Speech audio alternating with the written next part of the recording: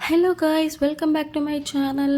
నేనైతే ఇవాళ మా ఇంట్లో చికెన్ బిర్యానీ ఎలా చేసుకున్నామో చూపించబోతున్నాను. వీడియో స్టార్ట్ చేసే ముందు నా ఛానల్ని సబ్స్క్రైబ్ చేసుకొని వాళ్ళు please do like, share and subscribe.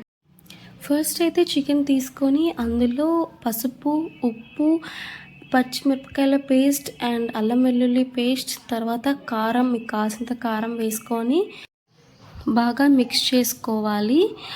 ఆ తర్వాత ఒక మిక్సీ జార్ తీసుకొని అందులో మసాలా స్పైసెస్ అన్నీ వేసుకొని బాగా గ్రైండ్ చేయాలి. ఇలా చేసుకుంటే సరిపోతుంది. అది ఒక 2 స్పూన్స్ వేసుకోవాలి. మరీ ఎక్కువ వేస్తే కూడా ఘాట్ అయిపోతుంది, సో చూసుకొని వేసుకోవాలి. నెక్స్ట్ కసూరి మేతి అనేది చాలా ఫ్లేవర్ ఉంటుంది, సో ఇది కొంచెం వేసుకోవాలి. ఇలా చేసుకున్న దాంట్లో నెక్స్ట్ ఫ్రైడ్ ఆనియన్స్, ఇట్లా ఆనియన్స్ వేయించుకొని అందులో వేయాలి. మొత్తం వేయకూడదు, కొంచెం వేసుకు మిగతాది మళ్ళీ లాస్ట్లో యూస్ అవుతుంది. సో ఆనియన్స్ వేసుకున్నాక అందులో కొంచెం పెరుగు వేసుకోవాలి. మీకు కావాల్సినంత గ్రేవీకి సరిపడే అంత పెరుగు వేసుకోవాలి. తర్వాత కొంచెం ఆయిల్ వేసుకోవాలి. కొద్దిగా నిమ్మరసం కూడా వేసుకొని బాగా కలుపుకోవాలి. ఇలా కలుపుకున్నాక అందులో మనం కొత్తిమీర అండ్ పుదీనా కూడా వేసుకోవాలి.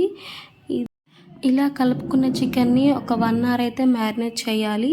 సో టోటల్ 2 అవర్స్ మ్యారినేషన్లో ఉంచాలి చికెన్ని. నెక్స్ట్ అయితే ఒక గిన్నెలో మసాలా స్పైసెస్ అన్నీ వేసి అందులో కల్లుప్పు వేసుకోవాలి.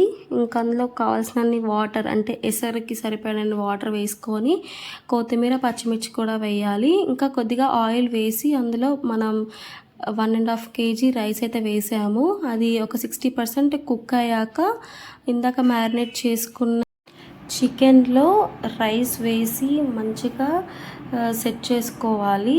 అలా సెట్ చేసుకున్నాక కొద్దిగా నెయ్యి కూడా వేసుకోవాలి, మంచి అరోమా వస్తుంది. ఇంకా లాస్ట్లో ఫ్రైడ్ ఆనియన్స్ అండ్ కొత్తిమీర, పుదీనా వేసి ఇలా ఒక క్లాత్తో చుట్టి పెంక మీద పెట్టుకొని ఒక 30 minutes అయితే కుక్ చేయాలి, ఆవిరిపోకుండా. మొత్తానికైతే బిర్యానీ రెడీ అయిపోయింది. ఇంకా లేట్ చేయకుండా ప్లేట్లో సర్వ్ చేసుకొని తినేయడమే. టేస్ట్ అయితే చాలా బాగుంది. నాకైతే బిర్యానీ ఆనియన్స్తో తినడం చాలా ఇష్టం. మీలో ఎంతమందికి ఇష్టమో కామెంట్ చేయండి. అంతే గాయ్స్, మళ్ళీ నెక్స్ట్ వీడియోలో కలుద్దాం. బాయ్.